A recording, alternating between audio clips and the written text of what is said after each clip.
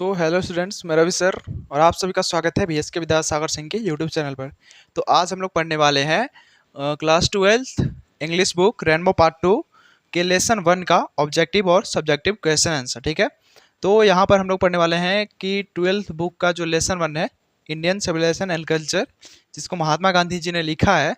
तो उसमें से जितने भी सारे ऑब्जेक्टिव बन सकते हैं, सब्जेक्टिव बन सकते हैं, और उसका समरी तो मैंने पिछली वीडियो में बता दिया था आप लोगों को। ठीक है, समझा भी दिया था।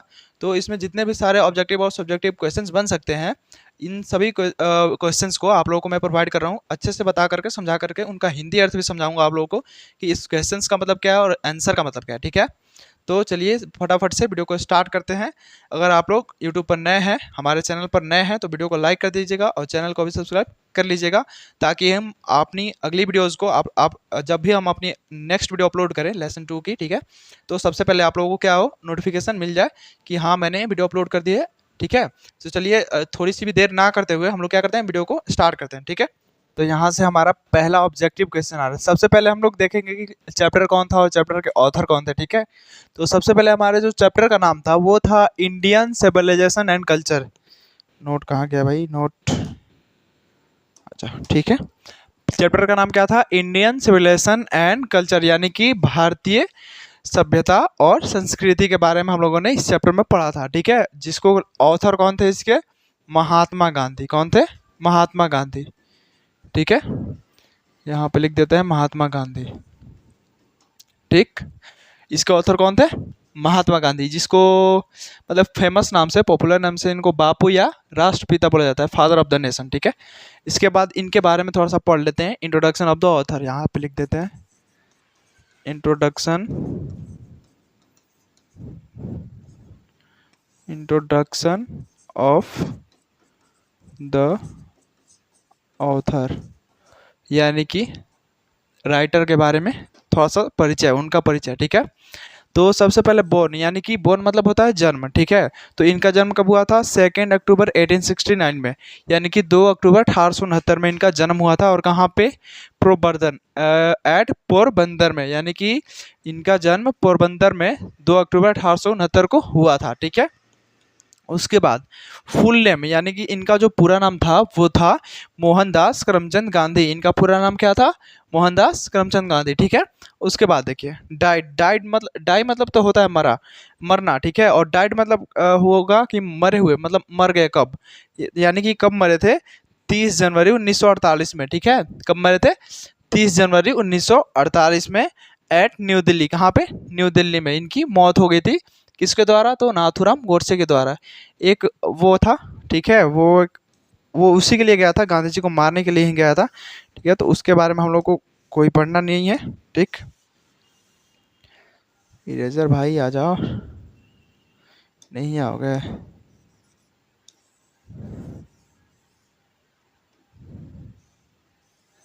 ठीक है, उसके बाद इनकी स्पाउस, यानी कि स्पाउस मतलब होता है पत्नी, वाइफ। ठीक है, यानी कि जो इनकी लाइफ पार्टनर थी, पत्नी थी, इनकी वाइफ जो थी, उनका नाम क्या था, कस्तूरबा गांधी था। ठीक है, इनकी जो वाइफ थी उसका नाम कस्तूरबा गांधी था। ठीक है, और उसके बाद जो है इनका पॉपुलरली नोन एज, यानी कि इनको किस पॉपुलर नाम से जाना जाता था। ठीक है, popularly known as Bapu and father of nation, यानी कि बापू मतलब तो बापू, ठीक है, और फादर मतलब होता है राष्ट्र के पिता, यानी कि राष्ट्रपिता के नाम से इनको जाना जाता था। ठीक है, तो ये हो गया हमारे महात्मा गांधी जी के बारे में परिचय थोड़ा सा। ठीक है, उसके बाद हम लोग आगे बढ़ते हैं ऑब्जेक्टिव क्वेश्चंस की ओर। ठीक है,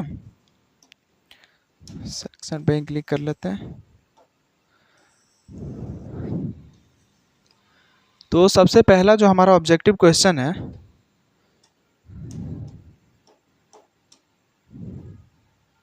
ठीक है, तो सबसे पहले इसको क्लीन कर लेते हैं। ये भी एक एक प्रकार का दिक्कत ही है भाई साहब।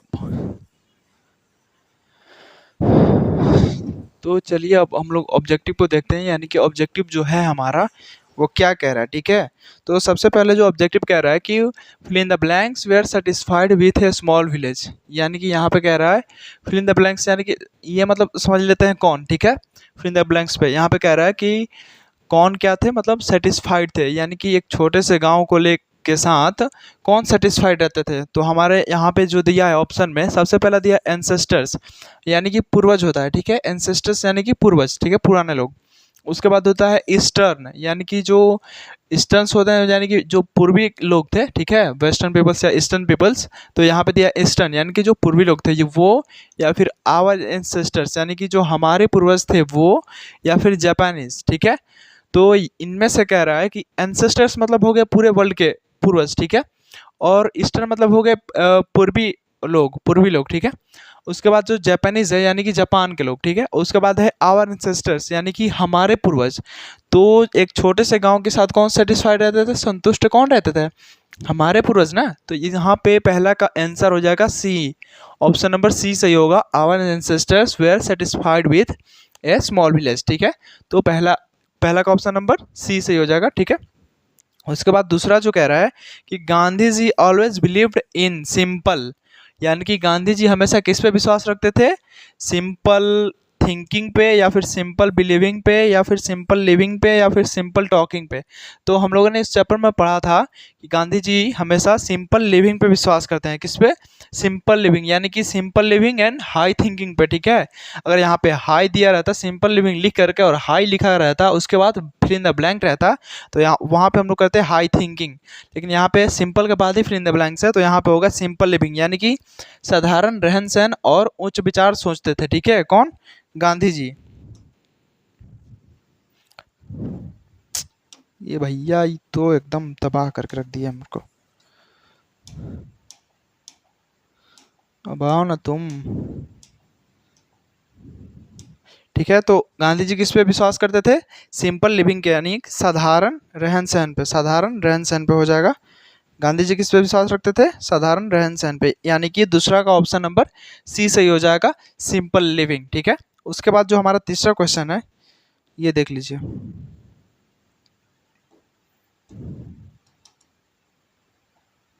तो तीसरा जो क्वेश्चन कह रहा है हमारा,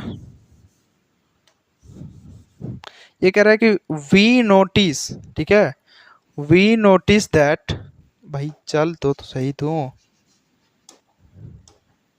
we notice that mind is a, यानी कि हम लोग क्या नोटिस करते हैं कि जो हमारा दिमाग है वो क्या है? एक एंग्री बर्ड है, या फिर रेस्टलेस बर्ड है, या फिर अनसेटिस्फाइड बर्ड है, या फिर ब्यूटीफुल है। यानी कि जो गांधी जी के अनुसार हमारा माइंड था, यानी कि ह्यूमन माइंड, यानी कि मनुष्य का दिमाग, वो क्या है? एक एंग्री बर्ड, यानी कि गुस्से वाली जो पंछी है, परिंदा है, या फिर रेस्टलेस बर्ड यानी कि आराम वाला परिंदा है, या फिर अनसेटिस्फाइड यानी कि असंतुष्ट वाला परिंदा है, या फिर ब्यूटीफुल यानी कि सुंदर है। तो हम लोगों ने इसमें पढ़ा था कि गांधी जी ने कहा था कि the human mind is a restless bird. क्या है? ह्यूमन माइंड क्या है? रेस्टलेस बर्ड है, यानी कि एक आराम परिंदा है। तो यहाँ पे तीसरा का ऑप्शन नंबर बी सही हो जाएगा कि that mind is a restless bird, ठीक है। यानी कि ये एक आराम परिंदा है, ना कि एंग्री बर्ड है, ना अनसेटिस्फाइड बर्ड है, ना ही ब्यूटीफुल बर्ड है, ठीक है। तो यहाँ पे क्या हो जाएगा? रेस्टलेस बर्ड, यानी कि आराम परिंदा, ठीक है। उसके बाद हम लोग अगले ऑब्जेक्टिव पे चलते हैं, चौथे नंबर ऑब्जेक्टिव पे। ये कह रहा है कि Indian civilisation and culture is, यानी कि जो भारतीय सभ्यता और संस्कृति है वो एक क्या है? तो उसके बाद सबसे पहला ऑप्शन दिया गया है एन इसे, a story, A drama, A poem. तो मैंने सबसे पहले आप लोगों को बताया था इंट्रोडक्शन में अबाउट द चैप्टर में कि Indian civilisation and culture is an essay, ठीक है, that is written by Mahatma Gandhi. तो यहाँ पे जो है हमारा इंडियन सिविलाइजेशन एंड कल्चर, यानी कि भारतीय सभ्यता और संस्कृति, वो एक इसे है, यानी कि एक निबंध है। कौन? इंडियन सिविलाइजेशन एंड कल्चर, जिसको महात्मा गांधी जी ने लिखा है, ठीक है। तो चौथा का ऑप्शन नंबर ए से हो जाएगा, एन ई से, ठीक है। उसके बाद देखिए पांचवा नंबर क्वेश्चन कह रहा है कि who dominated Indian politics from 1915 to 1948, यानी कि कौन है जो इंडियन पॉलिटिक्स को, यानी कि भारतीय राजनीतिक को 1915 से लेकर के 1948 तक चलाया था। कौन किए थे? तो महात्मा गांधी किए थे। हम लोगों ने चैप्टर में पढ़ा था, ना कि जवाहरलाल नेहरू किए थे, ना ही सरदार पटेल किए थे, ना ही एस जी बोस किए थे। तो कौन किया था? महात्मा गांधी जी किए थे, यानी कि हमारा हो जाएगा ऑप्शन नंबर सी सही। पांचवा का ऑप्शन नंबर सी सही होगा कि महात्मा गांधी ने 1915 से लेकर के 1948 तक क्या चलाया था? भारतीय राजनीति को चलाया था, ठीक है। उसके बाद देखिए यहाँ पे है 6वां नंबर क्वेश्चन, ठीक है, हम ऊपर कर देते हैं थोड़ा सा। देखिए 6वां नंबर क्वेश्चन कह रहा है कि Indian civilisation is the state of development of a, यानी कि ये कह रहा है कि जो भारतीय सभ्यता थी वो किसका स्टेट थी, यानी कि किसका उदाहरण थी, किसके विकास का जो स्टेट था। ठीक है, तो हम लोगों ने चैप्टर में पढ़ा था कि इंडियन सिविलाइजेशन यानी कि जो भारतीय सभ्यता है वो लोगों को विकास के लिए बना है। किसके लिए? लोगों के विकास के लिए। ठीक है, तो यहाँ पे है पीपल। पीपल मतलब होता है लोग। ठीक है, पीपल मतलब क्या होता है? लोग। और बर्ड मतलब होता है पक्षी। क्या होता है? पक्षी। उसके बाद होता है एनिमल मतलब जानवर। ये तो आप सब लोग को पता होगा। छोटे छोटे वस्तु हैं। यहाँ पे नॉन लिविंग थिंग्स का मतलब हो जाता है निर्जीव वस्तु। निर्जीव और वस्तु। तो इसमें हम लोगों ने चैप्टर में पढ़ा था कि जो भारतीय सभ्यता है वो किसके लिए बनी है? लोगों के विकास के लिए बनी है। तो यहाँ पे लोग कहाँ दिख रहे हैं? ऑप्शन नंबर ए में दिख रहे हैं पीपल। ठीक है, ऑप्शन नंबर ए में दिख रहे हैं पीपल्स। ठीक है, तो यहाँ पे हो जाएगा 6वां का ऑप्शन नंबर ए सही हो जाएगा, ऑप्शन नंबर ए। यानी कि जो भारतीय सभ्यता बनी थी वो किसके लिए बनी थी? लोगों के विकास के लिए बनी थी। उसके बाद हम लोग आगे बढ़ते हैं। देखिए हमारा अगला क्वेश्चन जो है वो है क्वेश्चन नंबर 7। यहाँ पे fill in the blanks was a spiritual leader than a politician, यानी कि वो कौन थे जो एक राजनेता से अधिक क्या थे? आध्यात्मिक नेता थे। यानी कि राजनेता का मतलब होता है वो खुद के बारे में सोचता है या थोड़ी बहुत अपने विकास के, अपने क्षेत्र के विकास के बारे में सोचता है। लेकिन आध्यात्मिक नेता का मतलब होता है वो सब मतलब पूरे समाज के लिए सोचता है, पूरे मतलब अपने देशवासियों के लिए, सबके लिए सोचता है कि वो कैसे रहें, कैसे वो डेवलप करें। ठीक है, तो वो कौन थे? हमारे महात्मा गांधी जी थे, जिनको हम लोगों ने कहाँ पढ़ा था? चैप्टर के स्टार्टिंग में पढ़ा था कि Mahatma Gandhi is a more spiritual leader than a politician, यानी कि वो एक राजनेता से अधिक क्या थे? आध्यात्मिक नेता थे। ठीक है, तो 7वां का ऑप्शन नंबर डी हो जाएगा सही, महात्मा गांधी। ठीक है, उसके बाद है 8वां नंबर क्वेश्चन कह रहा है कि fill in the blanks known as the father of the nation और बापू, यानी कि किनको फादर ऑफ द नेशन यानी कि राष्ट्रपिता के नाम से या फिर बापू के नाम से जाना जाता है। तो ये सब लोगों को पता होता है बचपन से ही कि महात्मा गांधी जी को बापू या राष्ट्रपिता के नाम से जाना जाता है। तो 8 का ऑप्शन नंबर ए सही हो जाएगा, महात्मा गांधी। उसके बाद हम लोग आगे बढ़ते हैं। तो हमारा जो अगला क्वेश्चन है ये कह रहा है, यहाँ पे देखिए कि हु यूज्ड, यहाँ पे क्या है? Who used truth and non violence as the chief weapons against the British rule in India, यानी कि किसने सत्य और अहिंसा का उपयोग किया किसके सामने?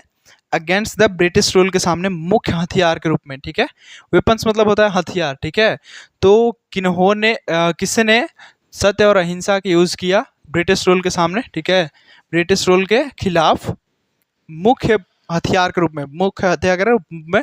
तो उन्होंने किया था, किसने किया था? महात्मा गांधी ने किया था, या फिर सरदार पटेल, या फिर जवाहरलाल नेहरू, या फिर एस सी बोस।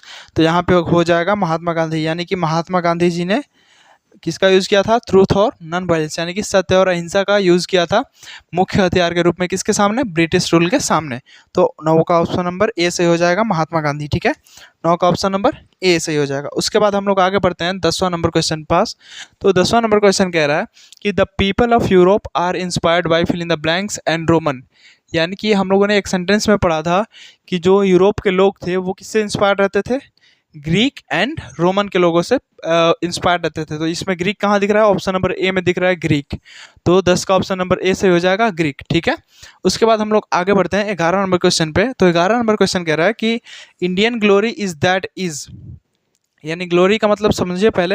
इंडियन मतलब होता है भारतीय। ठीक है, ग्लोरी का मतलब होता है मान, सम्मान या प्रतिष्ठा या फिर इज्जत। ठीक है, यही सब बोलते हैं ग्लोरी का मतलब होता है। ठीक है, तो उसके बाद जो है जो भारतीय ग्लोरी है यानी कि मान, सम्मान, प्रतिष्ठा है भारत की, वो क्या है? मूवेबल है, यानी कि इसको एक जगह से दूसरी जगह ले जाया जा सकता है, या फिर ई मूवेबल है। ठीक है, ये क्या है? मूवेबल है या फिर ई मूवेबल है? ये आप लोग बताइएगा, नहीं आप लोगों ने पढ़ा भी है।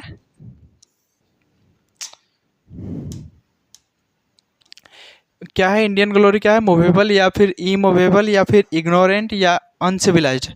यानी कि मूवेबल का मतलब होता है एक जगह से दूसरी जगह घूम जाना, यानी कि एक जगह से दूसरी जगह ले जा सकता है।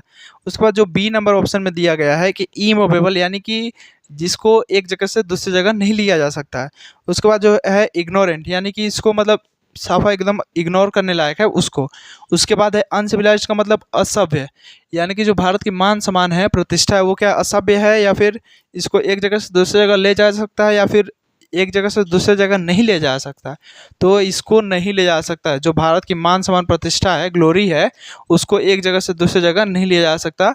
तो इसलिए 11 का ऑप्शन नंबर बी से हो जाएगा इमूवेबल। ठीक है, उसके बाद हम लोग आगे बढ़ते हैं। तो आगे जो 12 नंबर क्वेश्चन है हमारा, वो कह रहा है कि हु रोट, यानी कि who wrote Indian civilisation and culture, यानी कि भारतीय सभ्यता और संस्कृति के लेखक कौन है, यानी कि किसने लिखा है भारतीय सभ्यता और संस्कृति को। ठीक है, तो हम लोगों ने जो चैप्टर पढ़ा था उसमें पढ़ा था कि Mahatma Gandhi has written the chapter Indian civilisation and culture, यानी कि भारतीय सभ्यता और संस्कृति को किसने लिखा है, महात्मा गांधी जी ने लिखा है। तो 12 का ऑप्शन नंबर ए सही हो जाएगा, महात्मा गांधी। ठीक है, उसके बाद हम लोग आगे बढ़ते हैं। अगला जो क्वेश्चन है हमारा,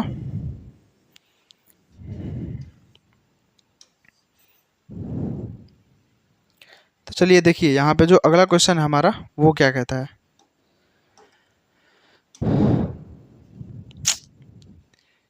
ये तो आज बहुत दिक्कत कर रहा है, पता नहीं क्या होगा इसको।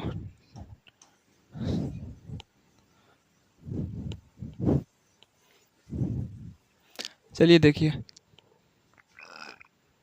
यहाँ पे 13 नंबर जो क्वेश्चन कह रहा है कि has civilisation taught us to be more fill in the blanks towards me another, यानी कि जो सिविलाइजेशन है, यानी कि सभ्यता है, वो हमें क्या सिखाती है, ज़्यादा इनेमी मतलब कि दुश्मनी रखना, या फिर गुस्से रहना, या फिर अपसेट रहना, या फिर फ्रेंडली रहना।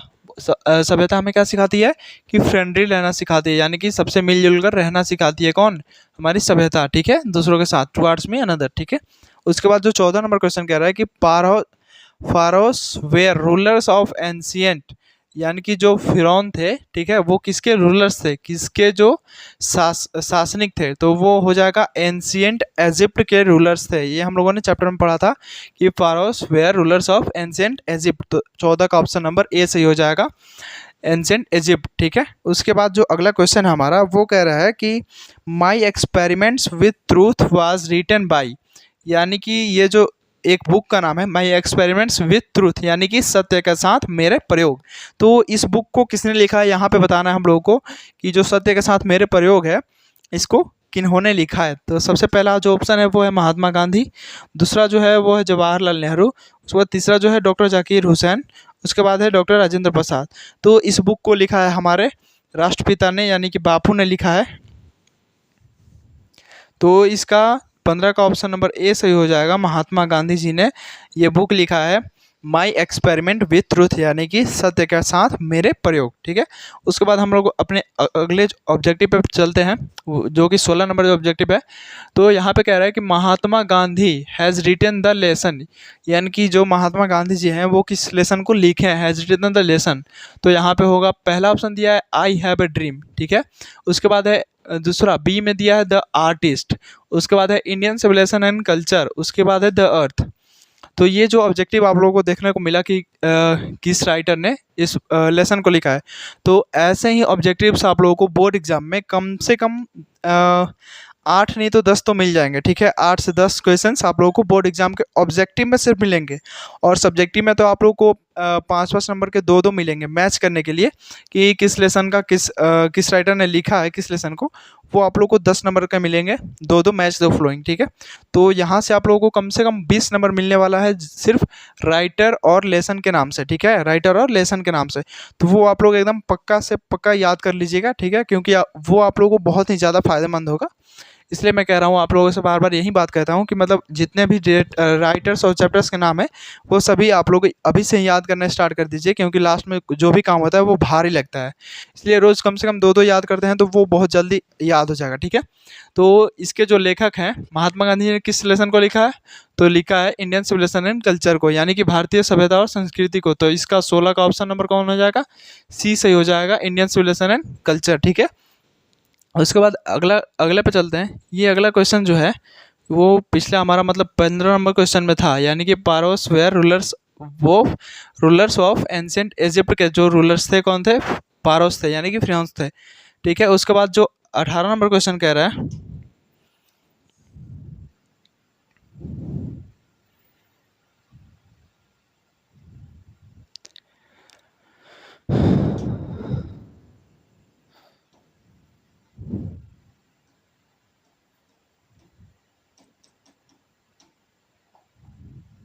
चलिए देखिए 18 नंबर जो क्वेश्चन कह रहा है, fill in the blanks were rulers of Egypt, यानी कि जो कौन थे वो एंशिएंट इजिप्ट के रूलर्स थे। ठीक है, यहाँ पे क्वेश्चन आ गया, यहीं से आ रहा है। देखिए fill in the blanks were rulers were ancient Egypt, यानी कि यहाँ पे वेयर नहीं होगा, ऑफ होगा एंशिएंट इजिप्ट के। तो यहाँ पे हमारा ये छूट रहा था इजिप्ट। ठीक है, और यहाँ पे क्या कर रहा है कि यहीं से पहले वाला ही जो वर्ड है पारोस है उसको गायब कर दिया है कि वेयर रूलर्स ऑफ इजिप्ट। तो कौन थे इसके रूलर्स, कौन थे, तो पारोस थे। ऑप्शन नंबर डी सही हो जाएगा, pharaohs were rulers of ancient Egypt, यानी कि जो प्राचीन जो सभ्यता थी उसके कौन वो कौन शासक थे, तो पारोस थे, यानी कि फिरंगिया थे। ठीक है, फिरौन थे। उसके बाद हम लोग आगे बढ़ते हैं अगले क्वेश्चन पे, जो हमारा अगला ऑब्जेक्टिव क्वेश्चन है उस पर हम लोग बढ़ते हैं। तो यहाँ पे 20 ऑब्जेक्टिव्स ही बन रहे थे इस चैप्टर से। ठीक है, तो आप लोगों को मैं जितने सारे इससे क्वेश्चन बन रहे हैं, ठीक है, तो वो सारे क्वेश्चंस आप लोगों को मैं प्रोवाइड करता रहूँगा कि जितने भी सारे इससे अगर पॉसिबल हैं क्वेश्चंस बनने वाले तो वो सभी आप लोगों को प्रोवाइड करूँगा। ठीक है, तो चलिए देखिए अगला क्वेश्चन है 19 नंबर क्वेश्चन। ये कह रहा है कि civilization is the state of development of a. ये भी क्वेश्चन हम लोगों ने कर लिया है, फिर भी कर लेते हैं कि सिविलाइजेशन जो है वो किसके विकास के लिए बना है, वो लोगों के विकास के लिए बना है, यानी कि पीपल, लोगों के विकास के लिए बना है। यहाँ पे हो गया। उसके बाद जो 20 नंबर क्वेश्चन है, European civilization will mean fill in the blanks for India, यानी कि जो यूरोप की सभ्यता थी वो भारतीयों के लिए क्या थी, क्या थी, वांट थी या फिर लिविंग थी या फिर रियल थी या फिर रुइन थी, रुइन। ठीक है, तो रुइन मतलब होता है बर्बादी। ठीक है, यहाँ पे ये नहीं होगा आप लोगों का,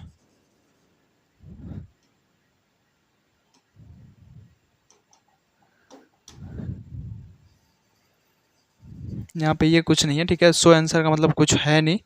तो यहाँ पे क्या होगा, ये जो डी नंबर ऑप्शन दिख रहा है आप लोगों को, रुइन। ठीक है, ये रुइन, रुइन मतलब होता है बर्बादी, यानी कि जो यूरोपीय सभ्यता थी वो हमारे देश के लिए क्या थी, बर्बादी का एक कारण थे। Will mean ruin for India. ठीक है, तो इसका ऑप्शन नंबर डी सही हो जाएगा, 20 का ऑप्शन नंबर डी, यानी कि ruin. In European civilization will mean ruin for India. ठीक है, यहाँ तक हो गया हमारा ऑब्जेक्टिव। टोटल 20 ऑब्जेक्टिव्स हुए हैं हमारे। ठीक है, लेसन 1 के। तो इससे जितने भी ऑब्जेक्टिव बन सकते थे उन सारे को मैंने यहाँ पे आप लोग के सामने रखा है। ठीक है, तो ये सारे ऑब्जेक्टिव्स आप लोग याद करते रहिए। ठीक है, या फिर अगर ना हो तो आप खुद लिख सकते हैं, या फिर अगर आप लोग को इनकी पीडीएफ की ज़रूरत है तो आप लोग हमारे ऐप पे आ जाइए। ऐप पे आप लोग को सारी चीज़ मिलेगी, इसकी पूरी मटेरियल मिलेगी। ठीक है, वहाँ पे आप लोग को कोई चिंता करने की ज़रूरत है नहीं। ठीक है, उसके बाद हम लोग आगे बढ़ते हैं अपने। अब यहाँ से हमारा चालू होता है सब्जेक्टिव क्वेश्चन, यानी कि जो शॉर्ट आंसर या लॉन्ग टाइप आंसर होते हैं उनको पढ़ते हैं कि इनसे इनसे मतलब ये सब सारे 2-2 मार्क्स के आते हैं। ठीक है, तो कम से कम ये 10 मार्क्स 10 क्वेश्चन आते हैं, तो उनमें से 5 करना रहता है। तो इससे जितने सारे क्वेश्चंस बनने वाले थे तो वो सारे क्वेश्चंस मैंने ला दिए जो कि इम्पोर्टेंट है, जिनको मतलब जिनका मतलब कुछ है, उनसे मतलब रिलेटेड है चैप्टर से, और जिनको बोर्ड एग्जाम ला सकता है या फिर पहले लाया भी है। ठीक है, तो उन सब क्वेश्चंस को हम लोग यहाँ से पढ़ेंगे। तो सबसे पहला जो क्वेश्चन है हमारा वो है कि what is the civilization in the real sense of the term, यानी कि वास्तव में सभ्यता का क्या मतलब है, क्या अर्थ है। ठीक है, तो इसको हम लोग जानते हैं कि सिविलाइजेशन यानी कि सभ्यता इन the real sense of the term is the deliberate and voluntary restrictions of funds, यानी कि ये जो सभ्यता है इसका जो वास्तव में अर्थ है वो है कि जानबूझकर चाहतों पर प्रतिबंध लगाना, स्वैच्छिक रूप से प्रतिबंध लगाना। ठीक है, और ये क्या करता है, this alone increases and promotes contentment, real happiness and capacity for service, यानी कि यह अकेला ही, यानी कि दिस अलोन, यह अकेला ही, कंटेंटमेंट मतलब होता है संतोष, यानी कि सेटिस्फैक्शन वो है संतोष। उसके बाद है रियल हैप्पीनेस, यानी कि क्या, वास्तविक खुशी। रियल हैप्पीनेस का मतलब क्या होता है, वास्तविक खुशी। उसके बाद जो है कैपेसिटी फॉर सर्विस, वास्तविक खुशी और सेवा को बढ़ाता है, सेवा करने के लिए बढ़ावा देता है और फिर बढ़ाता है। यह क्या करता है, देखिए सिविलाइजेशन का वास्तव में जो अर्थ है वो क्या है कि ये वास्तव में जो अर्थ है इसका है जानबूझकर चाहतों पर प्रतिबंध लगाना। ठीक है, और ये क्या करता है, अकेला ही संतोष, वास्तविक खुशी और सेवा के लिए मन को बढ़ावा देता है और बढ़ाता है। ठीक है, ये क्या करता है, सेवा के लिए मन को बढ़ावा देता है, कौन, सभ्यता। ठीक है, उसके बाद हम लोग आगे बढ़ते हैं अपने अगले क्वेश्चन के पास, ठीक है। तो ये जो हमारा अगला क्वेश्चन है यही इसी में है। दूसरा नंबर जो क्वेश्चन कह रहा है, यहाँ पे देखिए, ये जो दूसरा नंबर क्वेश्चन कह रहा है आप लोगों को, ये कह रहा है कि व्हाट डू यू, ठीक है, यहाँ पे क्या है, what do you know about Gandhi ji, यानी कि आप गांधी जी के बारे में क्या जानते हैं। What do you know about Gandhi ji, यानी कि आप गांधी जी के बारे में क्या जानते हैं। तो यहाँ पे आंसर है इसका कि I know Gandhi ji as Bapu and as Mahatma, ठीक है। यानी कि जो मैं जानता हूँ कि महात्मा गांधी जी को, गांधी जी को क्या कहा जाता है, बापू या महात्मा कहा जाता है, ठीक है। ही is called Bapu because he was the father of nation, यानी कि वो बापू इसलिए कहलाए क्योंकि वो क्या थे, फादर ऑफ द नेशन, यानी कि राष्ट्र के पिता थे, इसलिए वो क्या कहलाए, बापू कहलाए। उसके बाद ही is called Mahatma because he was a great soul और सेंट, यानी कि ही वॉज क्या, मतलब उनको महात्मा इसलिए कहा गया क्योंकि वो क्या थे, एक महान महान व्यक्ति, सोल आत्मा और साधु थे, ठीक है। तो ये क्या थे, एक महान व्यक्ति और नेता भी थे, ठीक है। तो इसलिए उनको क्या कहा गया, महात्मा कहा गया। और वो उनको बापू क्यों कहा गया, क्योंकि वो फादर ऑफ द नेशन थे, यानी कि राष्ट्र के पिता थे, इसलिए उनको बापू कहा गया, ठीक है। उसके बाद जो हमारा अगला क्वेश्चन है, अगले क्वेश्चन पर पढ़ते हैं, यानी कि 3 नंबर क्वेश्चन के पास। तो ये हमारा 3 नंबर क्वेश्चन क्या कहता है,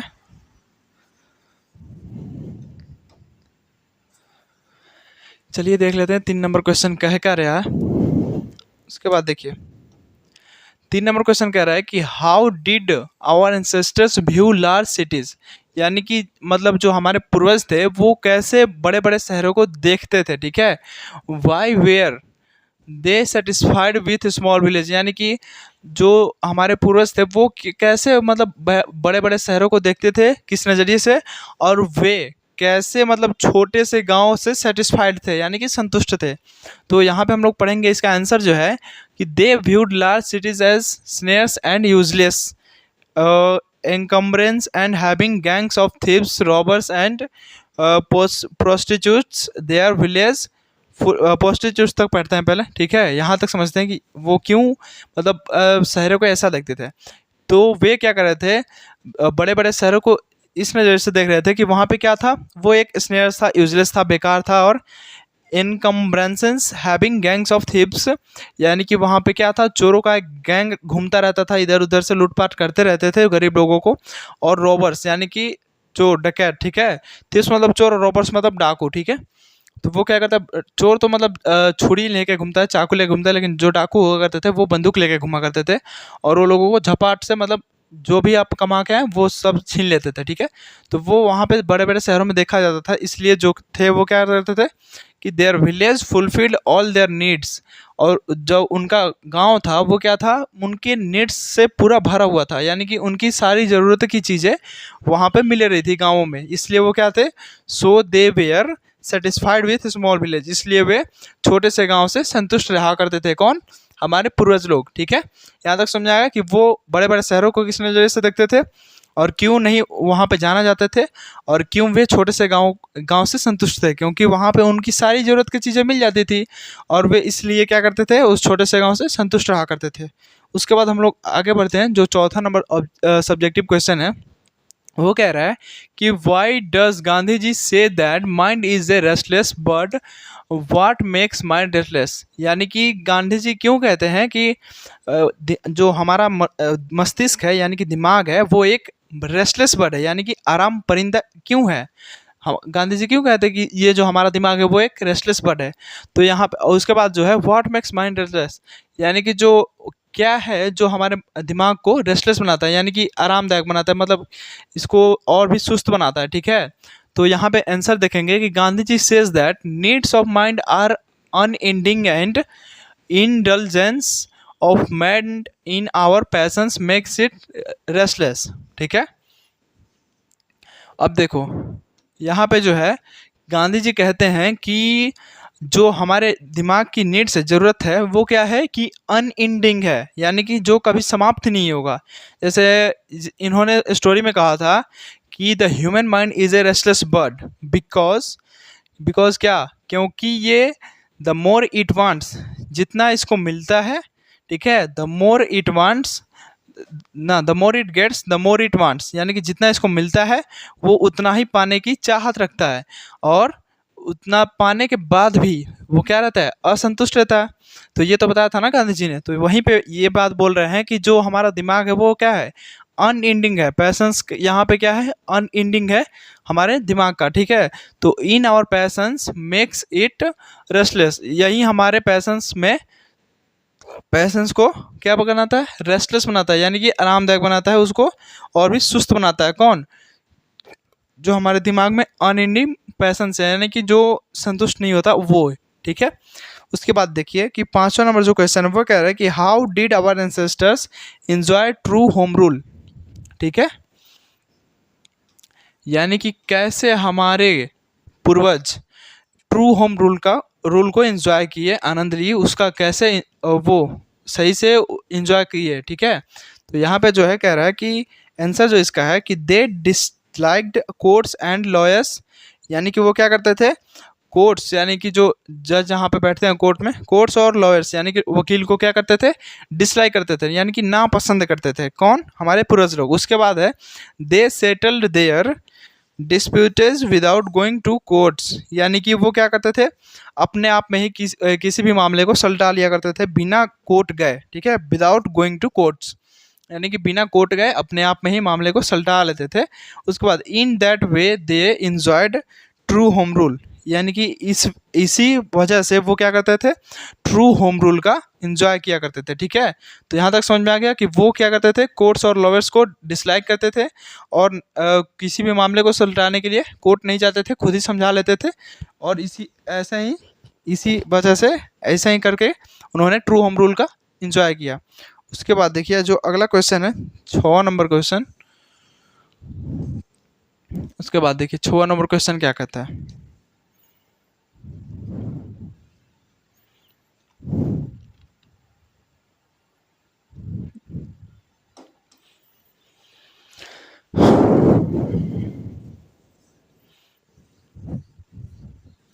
चलिए देखिए 6 नंबर जो क्वेश्चन है वो बोल रहा है कि what according to the author is modern civilization, यानी कि ऑथर के द्वारा, यानी कि जो राइटर है उनके द्वारा जो आधुनिक सभ्यता है, मॉडर्न सिविलाइजेशन है, वो क्या है, ठीक है। उसके बारे में थोड़ी सी जान लेते हैं। इसका जो आंसर होगा, according to Gandhi ji modern civilization is the worship of materialism and violence of brutality, यानी कि गांधी जी के द्वारा, अकॉर्डिंग टू गांधी जी, यानी कि गांधी जी के द्वारा जो आधुनिक सभ्यता है, मॉडर्न सिविलाइजेशन है, वो क्या है कि मटेरियलिज्म का पूजा, यानी कि क्या, मटेरियल का मतलब आप लोग समझते हैं ऑब्जेक्ट्स, ठीक है। तो मटेरियलिज्म का पूजा और वायलेंस यानी कि हिंसा, पहले तो वो अहिंसा के साथ लड़ते थे, लेकिन अब क्या होने वाला है, हिंसा होने वाला है। और ब्रूटलिटी, ब्रूटल एक शब्द है जिसका मतलब बहुत ही उसके लिए किया जाता है, जैसे मतलब किसी का मर्डर हो गया हो, मतलब बहुत बुरे तरीके से, तो उसके लिए ब्रूटल शब्द का प्रयोग किया जाता है। तो वो मतलब बता रहे हैं कि जो मॉडर्न सिविलाइजेशन है वो क्या है कि एक मटेरियलिज्म का वर्शिप है और वायलेंस है, यानी कि हिंसा है, ठीक है। तो इस जो मॉडर्न सिविलाइजेशन है वो कैसा है, हमारा मटेरियलिज्म का पूजा करने वाला है, और वायलेंस है, हिंसा है इसमें, ठीक है। उसके बाद देखिए अगला क्वेश्चन है 7वां नंबर क्वेश्चन, वो कह रहा है कि why did our ancestors refer to live in village, यानी कि जो हमारे, क्यों हमारे पूर्वज लोग गांव में रहने के लिए रेफर करते थे, यानी कि जो प्रेरित रहते थे गांव में रहने के लिए, ठीक है। तो यहाँ पे हम लोग समझते हैं कि जो हमारे पूर्वज थे वो क्यों गांव में रहने के लिए प्रेरित रहते थे। तो our ancestors referred to live in village because they wanted to live in a safe place with their ancient tradition, यानी कि हमारे पूर्वज इसलिए गांव में रहने के लिए रेफर करते थे, प्रेरित रहते थे, क्योंकि वे लोग चाहते थे कि वो सुरक्षित जगह पर रहें। कहाँ पर रहें, सुरक्षित जगह पर रहें, in their with that ancient tradition, यानी कि अपने एंशिएंट यानी कि प्राचीन सभ्यता के साथ वो क्या रहें, सेफ जगह पर रहें, सेफ प्लेस पर रहें। तो इसलिए उन लोगों ने गाँव में रहने के लिए रेफर किया। उसके बाद देखिए कि ancient in town they saw there were gangs of thieves, robbers, prostitutes and touts, ठीक है। तो यहाँ पे ये बता रहे हैं कि जो हमारे एंसेस्टर्स है वो क्या देखे थे, शहरों में क्या होते थे, गैंग्स ऑफ थीव्स, यहाँ पे है ना गैंग्स ऑफ थीव्स, यानी कि चोरों का गैंग रहता था, रॉबर्स रहते थे यानी डाकू रहते थे, प्रोस्टिट्यूट्स था, एंड टॉर्च थे, यानी कि जो मतलब गरीबों को लूटा जाता था वहीं बोला जाता है प्रोस्टिट्यूट्स। उसके बाद देखिए देयरफॉर, जबकि they did choose to live in village happily rather than to towns, यानी तभी वो लोग किसको चूज़ किए, गाँव में रहने के लिए चूज़ किए, ठीक है। और वो मतलब खुशी से रहते थे टाउन्स के मुताबिक, ठीक है, रेदर देन टाउन्स, यानी टाउन्स के मुताबिक वे लोग गाँव में खुश रहते थे, ठीक है। उसके बाद देखिए 7 के बाद अगर इसमें कोई क्वेश्चन होगा देख लेते हैं, नहीं है, चलिए देखते हैं आगे। जो अगला क्वेश्चन है वो क्या है, वही आ जाओ। देखिए अगला जो क्वेश्चन है वो है हमारा 8वां नंबर क्वेश्चन है। यहाँ पे कह रहे हैं कि what do you mean by true home rule, यानी कि आप ट्रू होम रूल से क्या समझते हैं, ठीक है, क्या समझते हैं। तो यहाँ पे है कि true home rule is a principle of Mahatma Gandhi which means that every cases should be dealt at home within our on premises not outside our home in others presence, ठीक है। यहाँ पे जो बता रहे हैं गांधी जी कि true home rule is a principle of Mahatma Gandhi, principle यानी कि सिद्धांत, ठीक है, सिद्धांत बोला जाता है, ऐसे मतलब इन वर्डों में सिद्धांत का यूज़ किया जाता है, यानी कि जो महात्मा गांधी का सिद्धांत क्या था, ट्रू होम रूल, विच जो means that every cases should be dealt at home, यानी कि जिसके द्वारा क्या हो सकता था, सारे केसेस को घर पे ही डील किया जा सकता था, डील्ड एट होम, यानी कि every cases should be dealt at home, यानी कि सारे केसेस को घर पे डील होनी चाहिए, ठीक है, सेटल होने चाहिए। उसके बाद within our own premises not outside our home, यानी कि विथ इन कहाँ पे, हमारे घरों में, ना कि हमारे घरों के बाहर, outside our home, in other presence यानी कि दूसरों के उपस्थिति में, बाहर में नहीं होगा।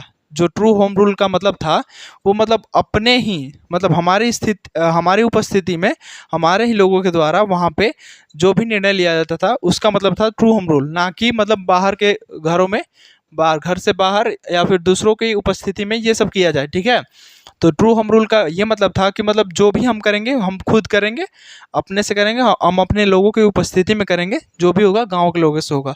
उसके बाद it is among one of the famous social principles where he stated that if you have any problem just sit together and solve among your own people, यानी कि वो कह रहे थे कि it is among one of the famous social principle, यानी कि वो क्या था, एक अपने आप में एक one of the famous, एक बहुत ही ज़्यादा प्रसिद्ध सामाजिक सिद्धांत था, वेयर जहाँ वे स्टार्ट किए थे, शुरू किए थे, दैट यदि आपको कोई प्रॉब्लम होती है, समस्या होती है, तो आप जस्ट सिट टुगेदर यानी कि साथ बैठिए और उसको solve among your own people, अपने लोगों के साथ क्या करिए, उसको सॉल्व करिए, निपटा लीजिए। अगर आप लोगों को कोई भी प्रॉब्लम होती है, ट्रू होम रूल का मतलब ये था कि अगर आप लोगों को कोई प्रॉब्लम होती है तो साथ में बैठिए और अपने ही लोगों के द्वारा उसको निपटा लीजिए।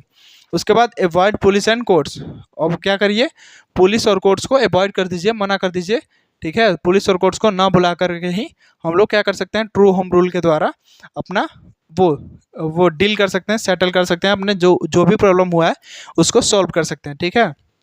तो ये था असली ट्रू होम रूल का मतलब, ठीक है। उसके बाद हम लोग आगे बढ़ते हैं, जो हमारा अगला क्वेश्चन है 9वां नंबर क्वेश्चन, उस पर हम लोग चलते हैं।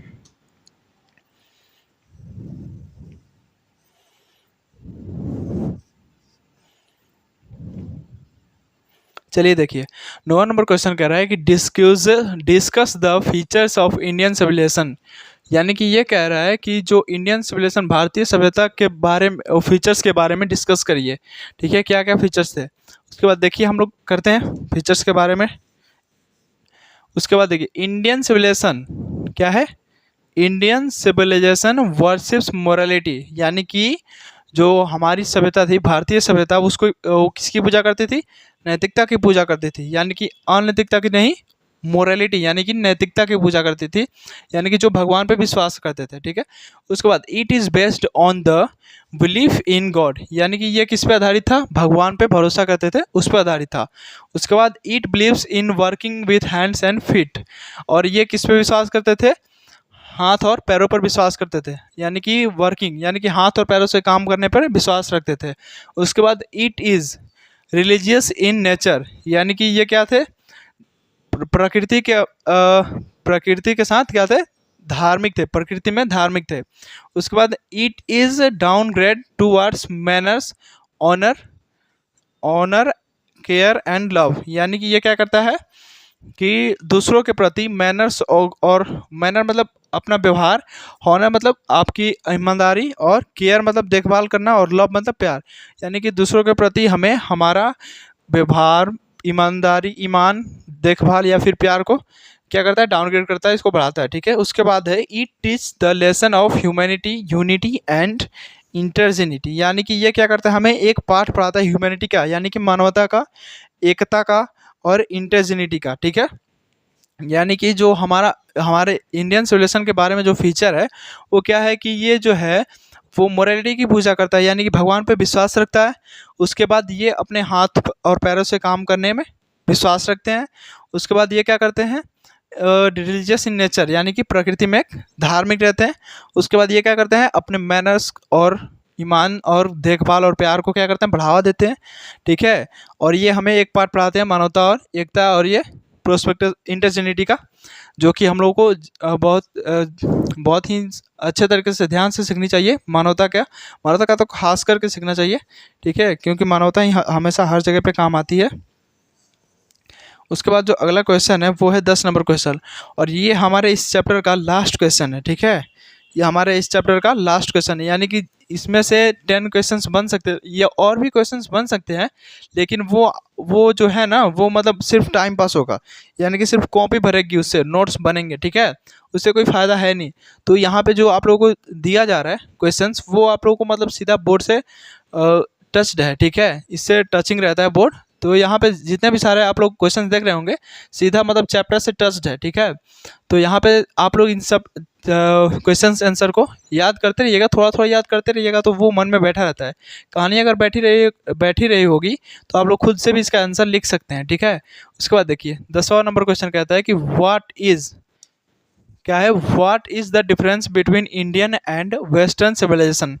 अब यहाँ पे मेन जो टॉपिक है ये है कि जो पश्चिमी सभ्यता है और भारतीय सभ्यता है, उन दोनों के बीच में अंतर क्या है ये बताना है यहाँ पे। ठीक है, तो यहाँ पे कह रहा है कि the Indian civilization worships morality whereas the western civilization worship immorality. अब यहाँ पे जो है कि जो भारतीय सभ्यता है वो मोरालिटी की पूजा करती है, यानी कि नैतिकता की पूजा करती है, और वहीं पे जो पश्चिमी सभ्यता है वो किसकी पूजा करती है, इमोरलिटी की, यानी कि अनैतिकता को। मोरालिटी का मतलब होता है नैतिकता, जिसमें हम लोग गॉड पे विश्वास रखते हैं, भगवान पे। ठीक है, ईश्वर पे। और इमोरलिटी का मतलब होता है मटेरियलिज्म का पूजा, यानी कि जो मटेरियल्स के ऑब्जेक्ट्स की पूजा करते हैं वो होता है इमोरलिटी, अनैतिकता। तो वो कौन करते हैं, वेस्टर्न सिविलाइजेशन में है। ठीक है, और वो जो इंडियन सिविलाइजेशन में वो क्या है, मोरालिटी की पूजा की जाती है। उसके बाद है the Indian civilization is based on belief in God whereas the western civilization is godless, यानी वही बात तो है कि जो हमारी भारतीय सभ्यता है वो भगवान पे विश्वास करती है। ठीक है, उसके बाद जो पश्चिमी सभ्यता है वो गॉडलेस है, यानी कि वो भगवान को मानते ही नहीं है। उसके बाद है the former believes in working with hands and feet whereas the latter depends upon machine, यानी कि जो हमारे फार्मर्स होते हैं, इंडियन के फार्मर्स यानी कि भारतीय किसान, वो अपने हाथ पैरों से काम करने पे वो बेस्ड रहते हैं, आधारित रहते हैं, विश्वास रखते हैं। लेकिन जो वेस्टर्न सिविलाइजेशन था, पश्चिमी सभ्यता के जो लोग थे वो क्या करते थे, मशीनों के द्वारा काम करने पे क्या करते थे, अपने को जोर देते थे। वो मतलब हाथ पैरों से काम नहीं करते थे, मशीनों से ही ज़्यादातर काम करने की चाह रखते थे, विश्वास रखते थे। तो वो वेस्टर्न सिविलाइजेशन में क्या होती थी, भगवान को नहीं माना जाता था, और इंडियन सिविलाइजेशन में भगवान को माना जाता है। तो यही सब लिखना है उसमें, बस थोड़ा थोड़ा पॉइंट डाल देना है। जैसे यहाँ पे किसी उसको जोड़ने के लिए वेरियाज लग गया जहाँ पे, ठीक है, तो उसको जोड़ने के लिए वेरियाज लग गया, बट लग जाएगा, बिकॉज ये सब क्या है, तो ये सब उनको जोड़ने के लिए काम है इंडियन सिविलाइजेशन और वेस्टर्न सिविलाइजेशन के बीच में। तो यहाँ तक था हमारा टोटल लेसन 1 का वो ऑब्जेक्टिव एंड सब्जेक्टिव। तो ये आप लोगों के लिए बहुत ही ज़्यादा ज़रूरी है, मोस्ट इंपॉर्टेंट है। तो आप लोग इसे ध्यान से देखिएगा। ध्यान से देखने के बाद जो भी आप लोगों को अगर इसमें डाउट होती है तो फिर भी आप लोग ऐप पे आके हमारा डाउट सेशन लगता है संडे के संडे, तो वहाँ पे आप लोग पूछ सकते हैं। ये हमारा ऐप का नाम है वीर कोचिंग सेंटर तितराड़, ठीक है। तितराड़ नहीं, रोहतास हो गया। अब वीर कोचिंग सेंटर रोहतास लिखेगा आप लोगों को उस पर। उसके बाद जो मोबाइल नंबर यहाँ पे दिया गया है 8340453964 या फिर 9661253235, आप इस दोनों नंबर पे, ठीक है, दोनों नंबर पे, दोनों पे से कोई नंबर पे आप लोगों को अगर कोई भी जानकारी लेनी हो कोर्स के बारे में या फिर इससे रिलेटेड, तो आप लोग इन दोनों में से कोई पे भी कॉल या मैसेज कर सकते हैं, ठीक है, बिना झिझक के। तो चलिए आज की क्लास यहीं तक ख़त्म करते हैं।